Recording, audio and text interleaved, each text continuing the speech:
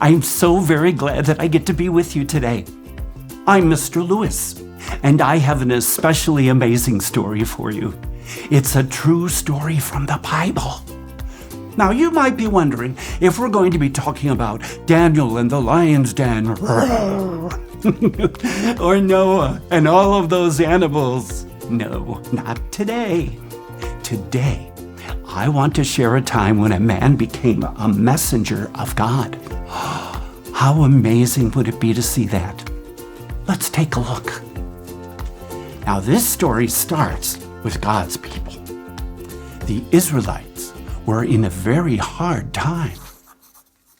God's people were very sad and weak. An enemy took God's people from their home. Now they lived in the enemy's land. But God was still with his people. God sent special people called messengers to talk to his people for him. This is the story how a man named Isaiah became a messenger for God. God wanted his people to know that he was still in charge, even when bad things happened to them. God talked to Isaiah in a vision. A vision is a special picture from God. God sat on his great throne in this vision.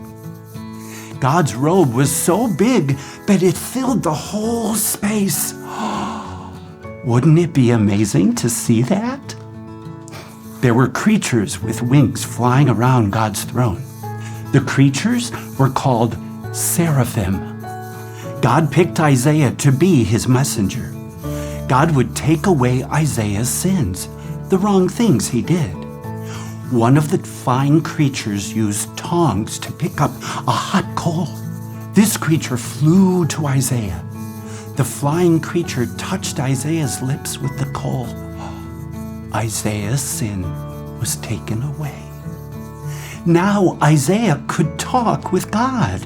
God wanted to send a messenger to his people, so God asked, "Who will I send?" God wanted to send a messenger to his people. God was asking Isaiah to go. Isaiah felt happy that God forgave him. Isaiah stood up and said, "Here I am, send me." Isn't that amazing? I am so glad that God never leaves his people. God kept sending messengers to remind his people he was with them. God calls people to be his messengers.